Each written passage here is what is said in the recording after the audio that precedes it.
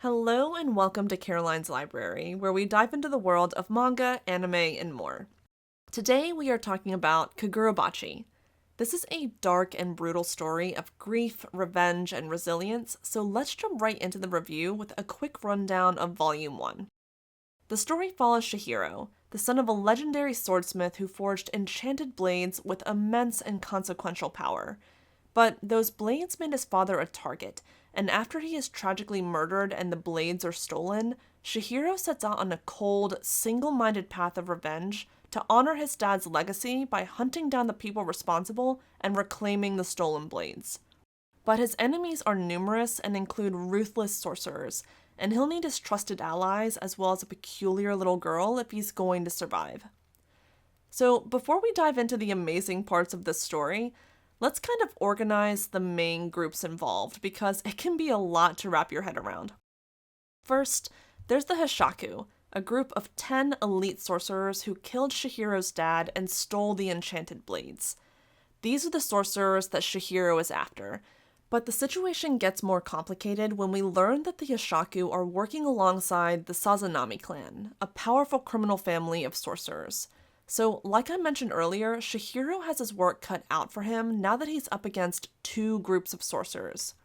But of course, there is some semblance of law and order with the Kamunabi, the government's sorcerers who are tasked with eliminating threats to the nation, so obviously they are also attempting to retrieve these stolen blades, meaning that they are also up against the Hishaku and the Sazanami clan.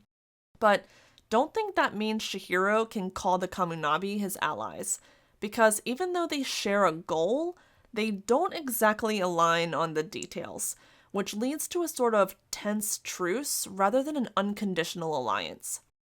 Okay, so that covers the main groups involved. We got Chihiro and his allies, the Kamunabi government sorcerers, the Hishaku murderers, and the Sazanami clan of criminals. With that behind us, now we can jump into what makes this manga series exceptional. At its core, Kagurabachi is a deep and moving story of grief and love, revenge and honor, and resilience and vulnerability. So let's take a look at our main characters.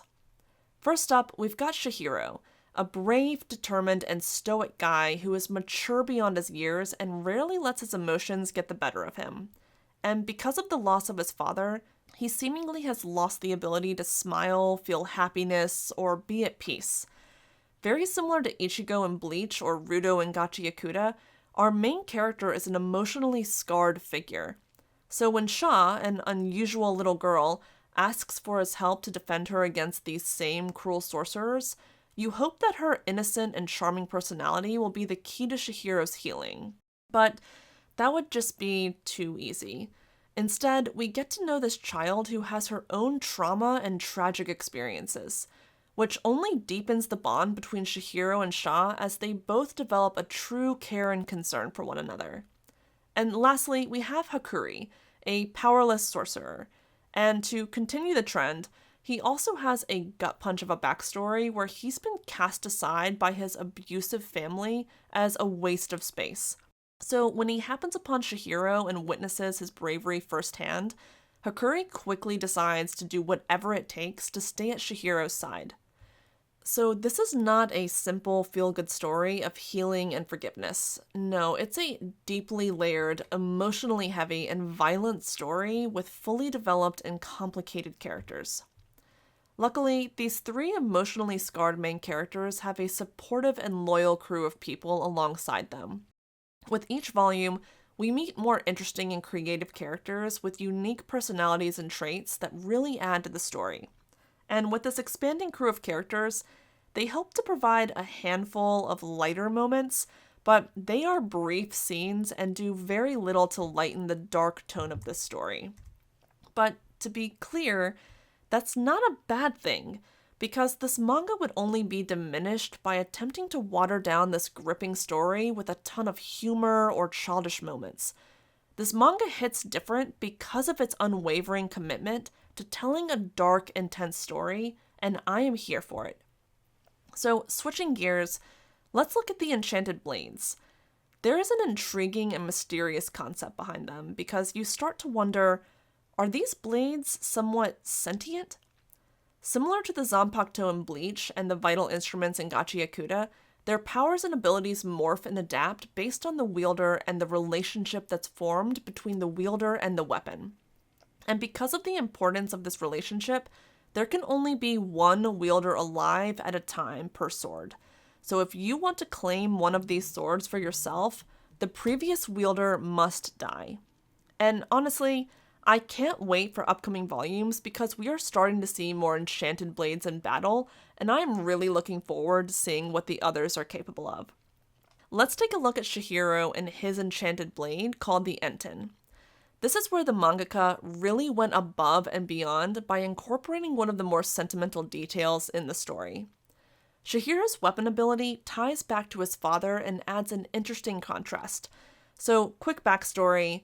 One day, when Chihiro was a kid, his dad brought home 3 goldfish that were said to be lucky, and his dad took a real interest in these fish. So, fast forward to the present day, where Chihiro's enchanted blade summons goldfish to aid him in battle. And of course, it adds an interesting contrast to the story because when these goldfish appear, they swim through the air elegantly and peacefully, so for them to be used in gruesome battles, it's just a phenomenal juxtaposition that I love to see every time. And as the story progresses, we see Chihiro's relationship with his blade grow as they reach a deeper understanding of each other, leading to new abilities and powers. But Chihiro isn't the only one who experiences personal growth. Hakuri also has a beautifully written character arc where he works to discover his self-worth, and he quickly became one of my favorites in the series with his inspiring determination and perseverance against all odds. So this story has interesting characters, an intriguing power system, great character arcs, and a strong plot. But there are a couple small issues that I've got with this series. First, and this is a bit nitpicky, but the artwork leaves a bit to be desired, primarily with facial expressions. The faces overall are a tad generic. And second, there have been a couple plot convenience moments where a battle takes an unrealistic turn or a character suddenly develops an ability that seemingly comes out of nowhere. But with only 6 translated volumes so far, I'm hesitant to list off too many complaints this early in the series. So overall, Kagurabachi is a brutal dark story that may be considered a shonen, but it gives off serious seinen vibes.